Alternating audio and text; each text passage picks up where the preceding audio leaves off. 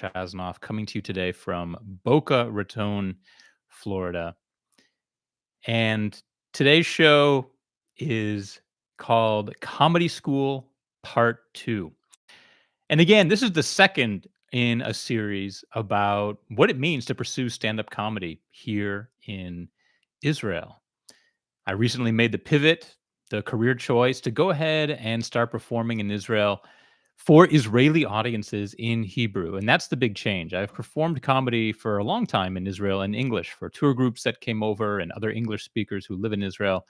But this idea of pursuing it in Hebrew for Israeli audiences, that's the new thing. And again, my hope for this series is it's really two things. One, to give you a window into Israeli society, because I really believe that if you can dissect and figure out what people laugh at, what they find funny, that's an amazing window into their psychology. It tells you what they're thinking about, what they're worried about, what makes them anxious. So the more you understand Israeli comedy, the more you'll understand Israel and Israelis. That's the theory here. And I also want to give you insights into the life of a comedian. What does it actually mean to be a working comedian? How do we go about it? Why is it that so many comedians are often unfunny off of stage? I can tell you this happens a lot to me and to other comedians I know, that people are kind of disappointed when they meet us because they think it's going to be just giggles and laughs the entire time. But actually, most comedians are very serious, thoughtful people who observe the world and take notes and then use comedy as the way to get their message out there. But off stage, not nearly as hilarious as people might expect. So I want to give you insight into that as well. So that's what we're going to do today, Comedy School Part 2. In addition to that, I'm going to address two listener questions. One about the difference between American and Israeli humor. And the second, as you can imagine, a question about Trump's pretty brash words and plan concerning the future of Gaza. And of course, I'll go over what I consider the big news item of the past week, the return of three more hostages this past week, to Israel.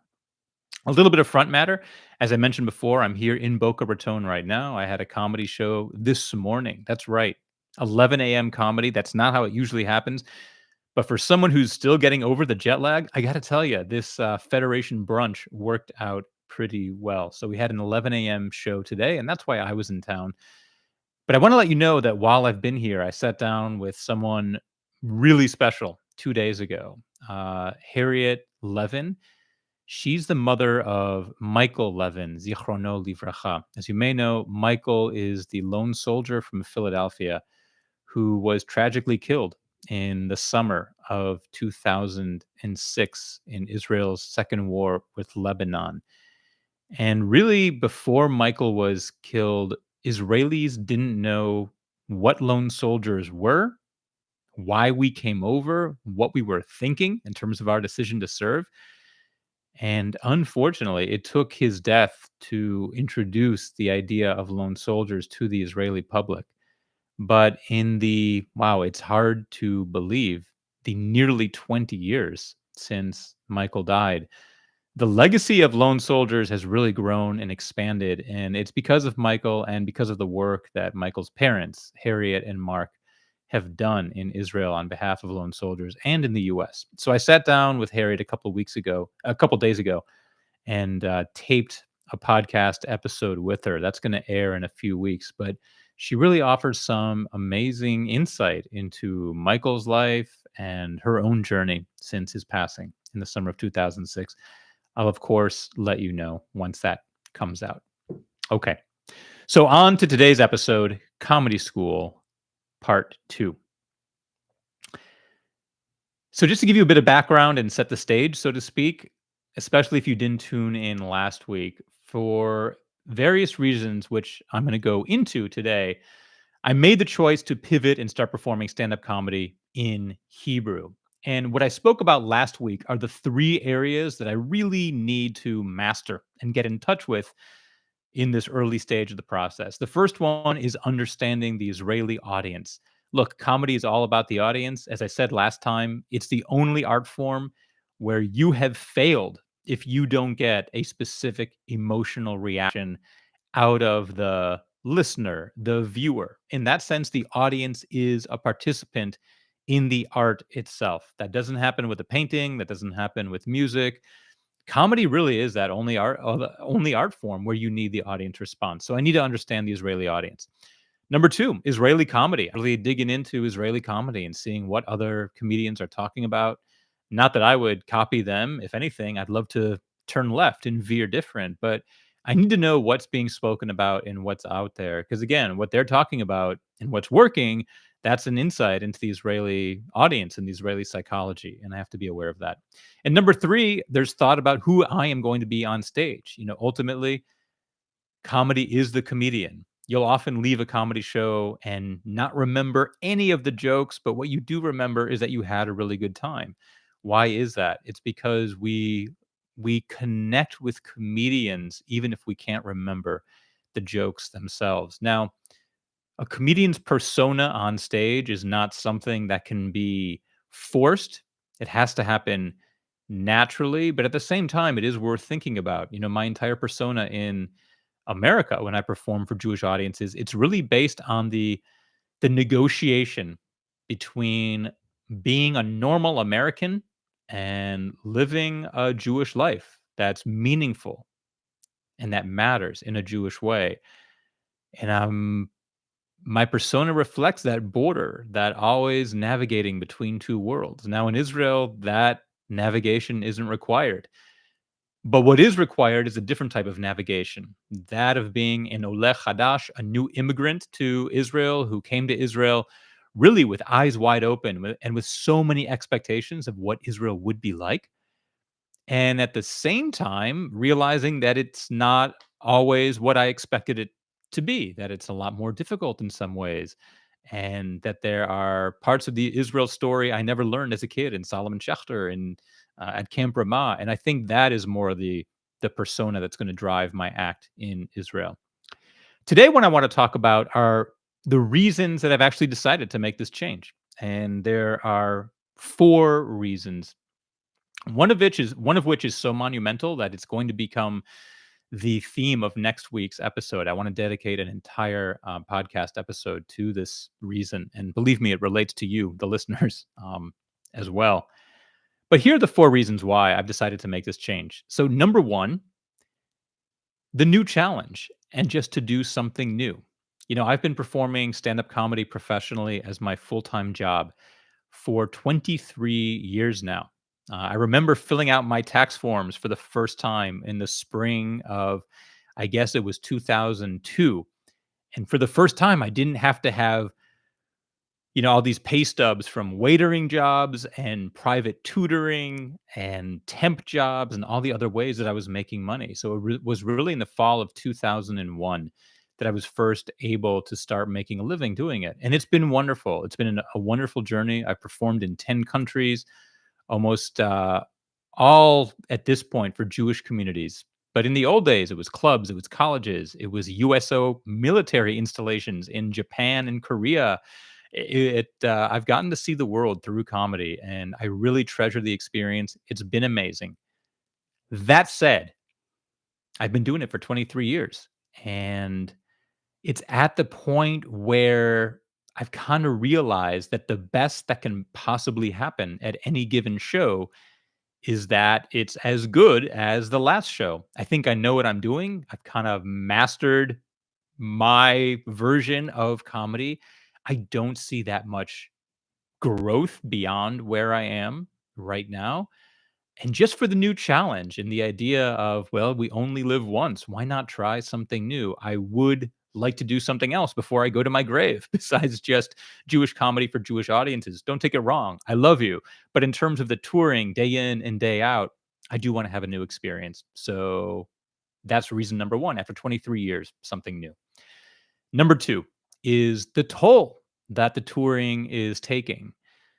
Touring full time across North America is difficult when you live in North America, but it was certainly easier when I lived in New York because a lot of the shows were driving distance away, whether it was down to Baltimore, DC, Boston, even a show in Montreal. I could, drive up overnight and be home the next day. Now that I live in Israel, there are really 2 tolls that comedy touring is taking on me. Number 1 is the physical toll. I like to think that I'm young, but come on, we all know none of us are as young as we used to be, and the physical toll of flying from Israel to North America and then not having a home to go home to in the US, but having to be in hotels or in the family house we have in Texas, but still alone, dealing with the jet lag, dealing with the time zones, the long flights from Israel to the US, sometimes with a layover. It's taking a physical toll on my body. I can't tell you how many times I've woken up in the morning on the road with extreme nausea that I don't wanna describe beyond that, but it takes a physical toll, all the travel.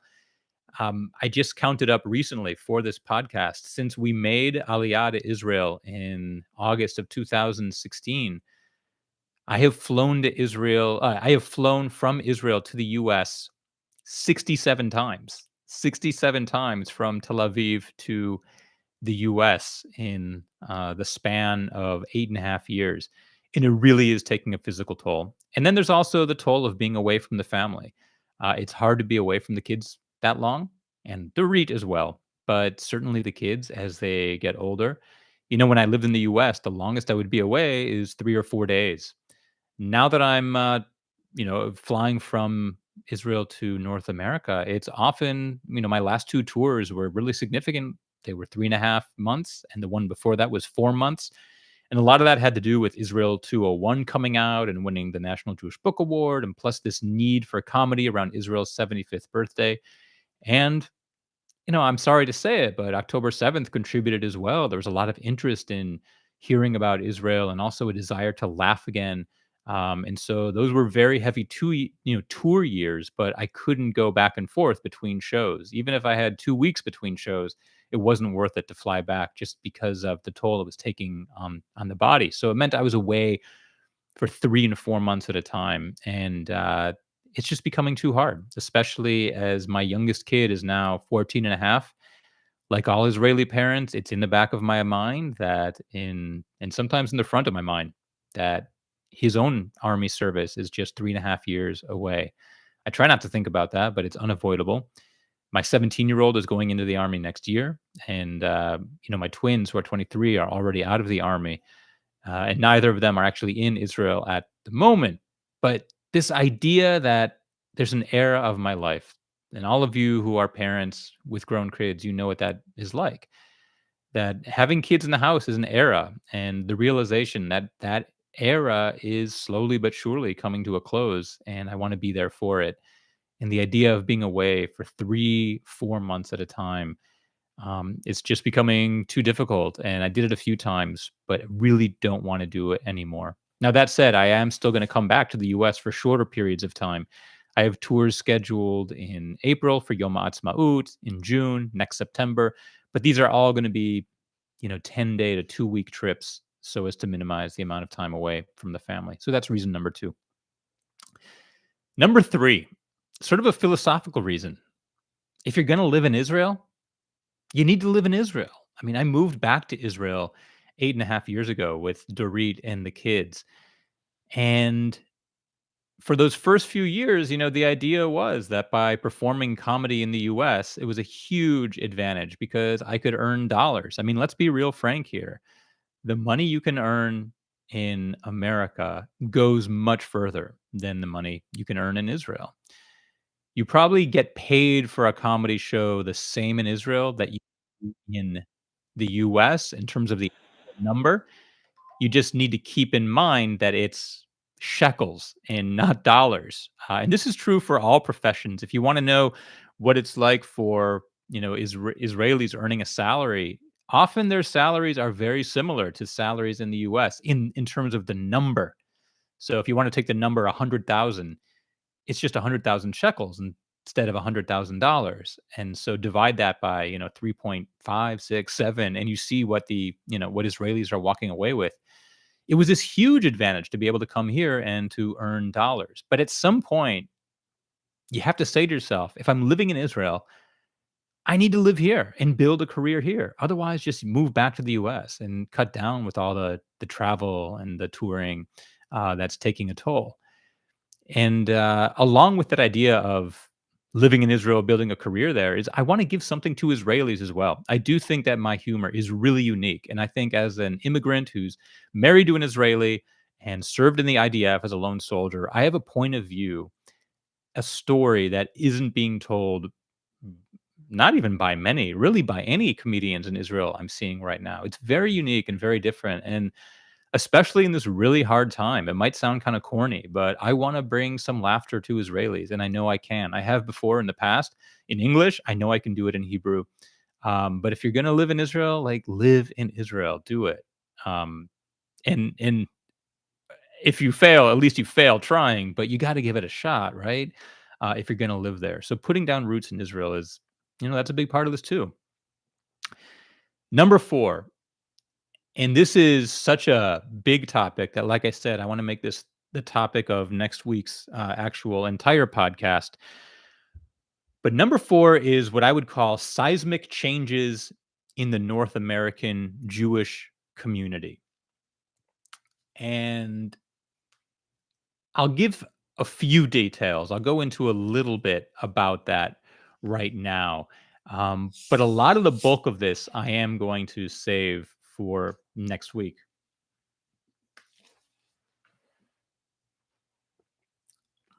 But there are a few factors here when I talk about changes in the North American Jewish community.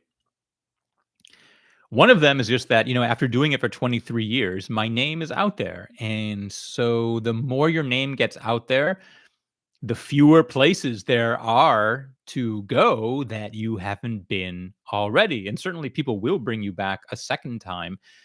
But, when I first broke into comedy, there was a real freshness of like, who's this new guy? And he's talking about new things with a new point of view. But once you've been touring for 23 years, even if your jokes change and your act changes, which mine has, there are fewer and fewer places that are totally new. And so that's, a little bit of a shrinking opportunity there, to be completely honest. Number two is the amount of money that people can offer. And we're just going to be, my promise in this podcast is to be completely honest with you and upfront, like I'm talking to a best friend. And so I'm going into all the nitty-gritty of it right now. But the money, over these past few months as I'm negotiating with places across the board, it just seemed like Jewish organizations have much less money to put not just toward comedy events, but toward things in general. I'm seeing a lot of questions among synagogues for sure, but also some other institutions, whether it's day schools, JCCs, smaller federations, where the professionals are seriously wondering if those organizations are going to be there in a few years, and they're seriously worried for the financial future of the organization. And so, whereas 10 years ago, a synagogue would have a comedy night just for the hell of it, just because it's good to get the congregation together and laugh and celebrate who we are. That is almost never happening now. What I'm really seeing instead is it's attached to a fundraiser. And if it is, there has to be absolute certainty that they're going to make a certain amount of money on that fundraiser. And there's just so much more hesitation to spend money right now. And I totally get it. I'm not faulting anyone for this, but it's definitely something that I'm reading in the tea leaves. And so it makes this decision a little bit easier, because I just see that the sea of the tides are changing in the sea of American Judaism, and I'm seeing it kind of up close and personal firsthand. And so that's number two. The third element of this, I think if I can be frank, there's a lot more confusion right now when it comes to the mission of what Jewish organizations are, the mission as they see themselves. I feel like 20 years ago when I was starting in this business, synagogues knew why they were there and they knew what their mission was. And now I'm getting the sense that there's confusion, that we know what our mission is supposed to be. And yet, in order to keep our membership up, we need to do this. And we need to take into account that the people who join our synagogue aren't necessarily interested in this topic or that topic, or they don't necessarily have the Jewish background to support an hour-long stand-up comedy show about being Jewish in America, that it feels a bit more watered down. Certainly, as I've traveled the country and gone to services, I do notice that attendance at synagogue services is much lower than I remember it being. It's also much older. I don't see a lot of, in general, younger families. And this translates into the kind of programming they can do and how many people they can expect to get for their fundraisers and whether comedy that touches on the topics that I myself actually talk about will actually resonate. So that's a factor as well, just questions about the mission. And number 4 is it sort of relates to what I just said is I'm seeing that there's a little bit less of an audience who can actually relate to the things I'm talking about. I think that my comedy, I've always known that my comedy is not meant for the casual Jewish person who knows that they are Jewish, but it really isn't beyond that. My comedy tends to work best with people who have some sort of Jewish background. Now, that doesn't mean you needed to go to yeshiva for 12 years and then get a smicha and become a rabbi. But it does mean that you're more likely, let's just put it this way. If you went to day school and summer camp and you send your kids to Jewish summer camp, you're much more likely to get the things I'm talking about and have it resonate with you. Because, like I said, my comedy is all about navigating that line between fitting in America and living a meaningful Jewish life. And that comedy doesn't work if you're not committed to living a meaningful Jewish life. And as I see more and more Jews who really that isn't so important to them, um, and I'll talk about this more next week and kind of in critical terms. I'll warn you now that some of the things I might say next week are harsh. But as I see that, I do find that the audience who really gets my stuff might be diminishing. I'll tell you this. When I went to Hillel 20 years ago, I got my start in Hillel. Richard Joel was the president, I guess, of Hillel back when I started my comedy, and he loved my stuff. And he kind of made it one of his missions to get me out there on campuses. And I was touring Hillels all over the country, and there would be, on a Friday night, there would be well over 100 students at Shabbat dinner, and they would get my comedy. This is all across the country in the US. I do Hillel shows here and there now. I gotta tell you, the level of Jewish knowledge I see is far below what it used to be, and the numbers of those who even will step foot in the door, is much lower than it used to be, and part of it is Hillel has changed its model, and again, I'll go into that next week as well, but it feeds into the bigger question of, like, is there an audience who really gets it?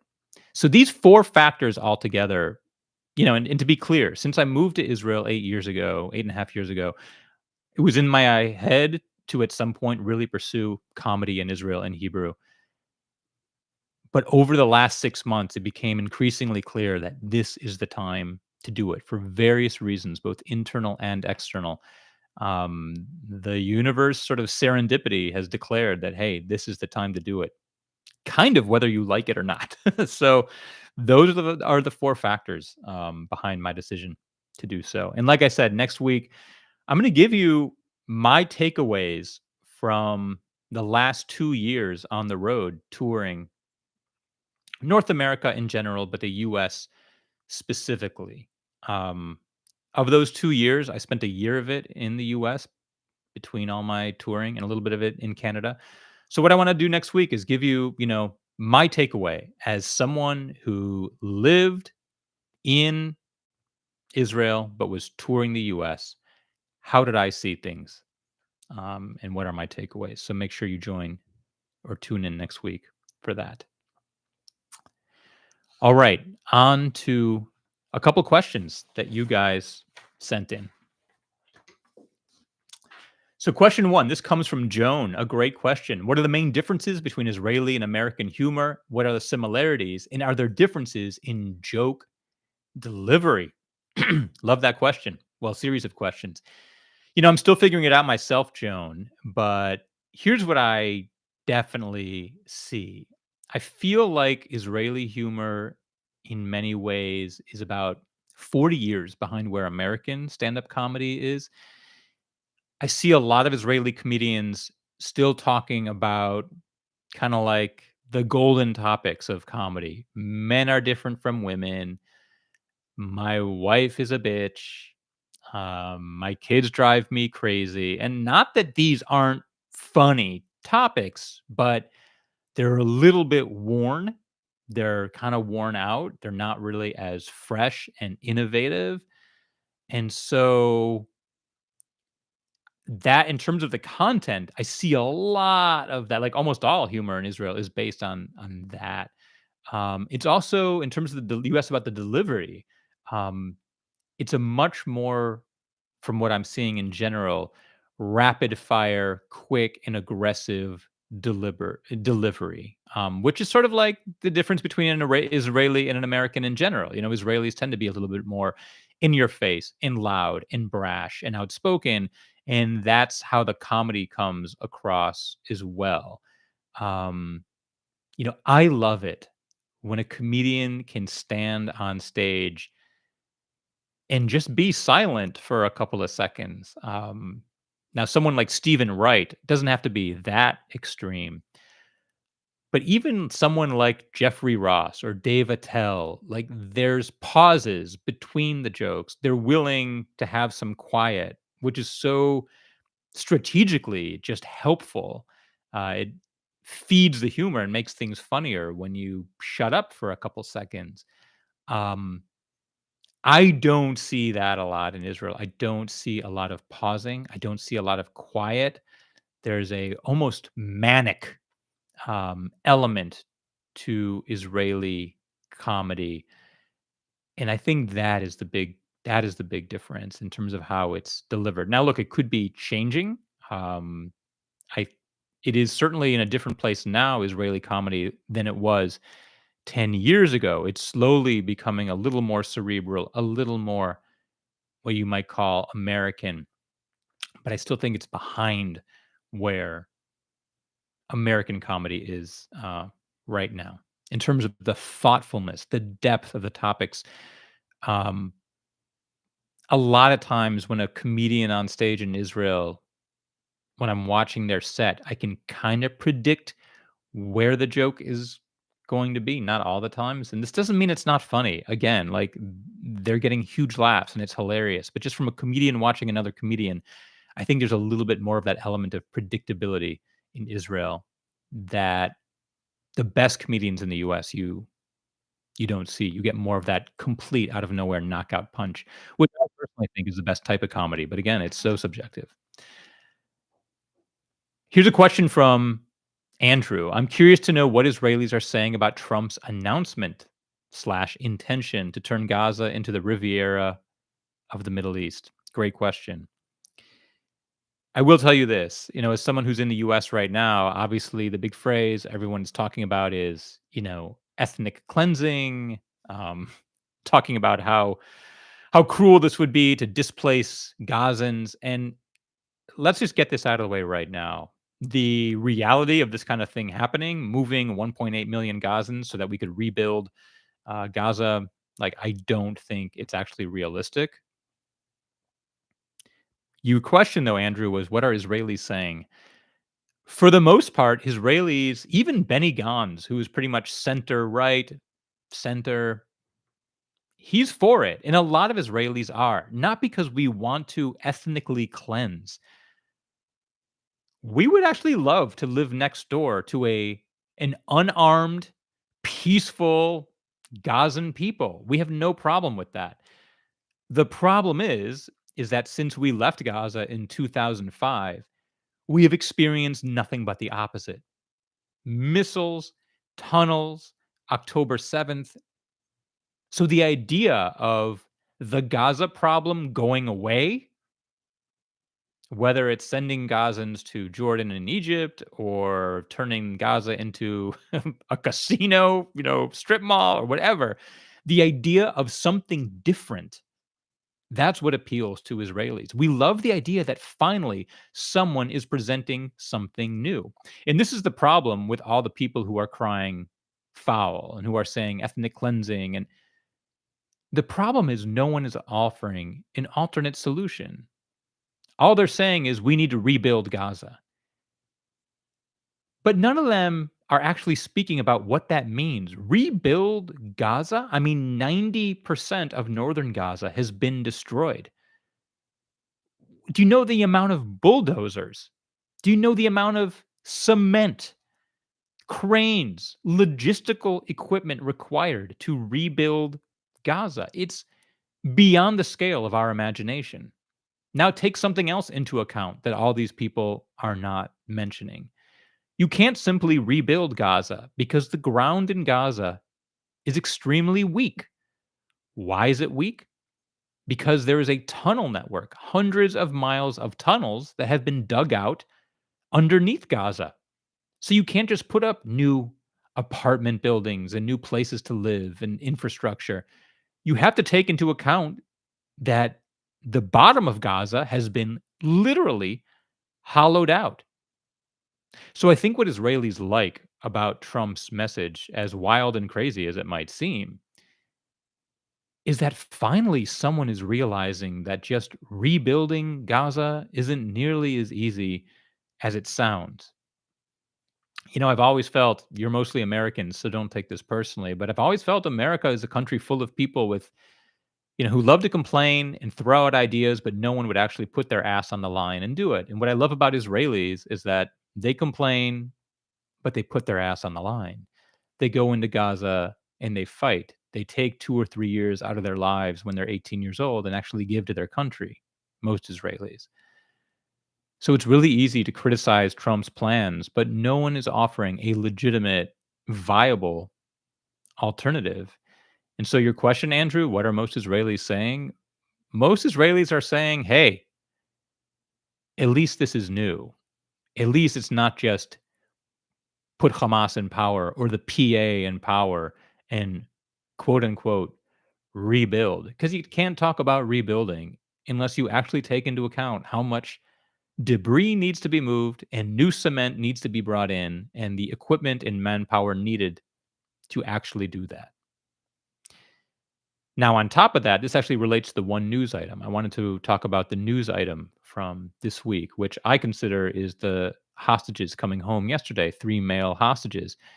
And I'd mentioned in last week's broadcast that it's a little, I'm happy that those women who've been released so far looked as healthy as they did and were able to walk on 2 feet and smile and, hold hands on the dais in Gaza, and sort of spit back in Hamas's face in their attempt to humiliate them. We took back the narrative. But I did comment last week that the world can get the wrong idea, that by seeing them so healthy, they might think that we've been taken care of in Gaza and that our leaders there, our hostage takers there have been good hosts. Well, yesterday that we saw the opposite. We saw reality. Yesterday we saw these 3 men come out, and the word that Israelis are using are nitzolei Shoah, like Holocaust survivors, gaunt, thin, malnourished. And what we're learning now is that they were chained and starved in tunnels alone for months and months and months at a time. Not that there's any non-hum, you know, I want to say it's inhumane. There's no humane way to hold a hostage, but the level of inhumanity is incomprehensible. And so the idea of having Hamas in any way back in power, or even the Palestinian Authority back in power, it's unthinkable to Israelis when we saw how these men who, the big photo in Israel is the pictures of the 3 men before and after they were taken hostage, and they don't even look like the same people. You would never guess that these were the same people because of how malnourished and underweight and bent over they are. And that's already been announced that they have heart problems because of their treatment. And so again, I've said this before in this podcast, and it's a theme. Israelis really aren't so concerned with the quote unquote moral aspects of what's needed to keep Israel safe. We don't feel safe as long as Hamas is in power, and frankly, as long as Gaza is the Gaza it is. And so we welcome any sort of alternate solution, even to even if to the rest of the world it sounds beyond the pale. But this was the big news story of the week: is just seeing what these hostages look like, and what it really does is make us fear for I believe it's 76 who remain, 76 more hostages, many of whom are in this condition or worse. That concludes this week's episode of Inside Israel. I apologize for the technical glitch at the beginning, but I thank you guys for sticking around. Next week, I'll be broadcasting from Israel once again. So we'll be back on I believe it's 9 p.m. Israel time, which is 2 p.m. Eastern in the US. And I've heard from a lot of you, more and more of you are watching the recordings on my website the next day or listening on Apple and Spotify. And with all the time changes, that is a great way to do it, to watch the recordings or listen on your favorite podcast player. But of course, I'll be sending out the links to the live broadcast this Thursday in the newsletter, Hebrew is Magic. If you're not signed up, you can do that at joelchasnoff.com. Keep your questions coming. There were some questions I couldn't get to today, but I assure you I will try to get to every question, even if it takes a few weeks. Until next time, thanks so much for tuning in. I will see you next Sunday. That will be the 16th of February at 2 p.m. Eastern. Lahitraot. Thanks for joining.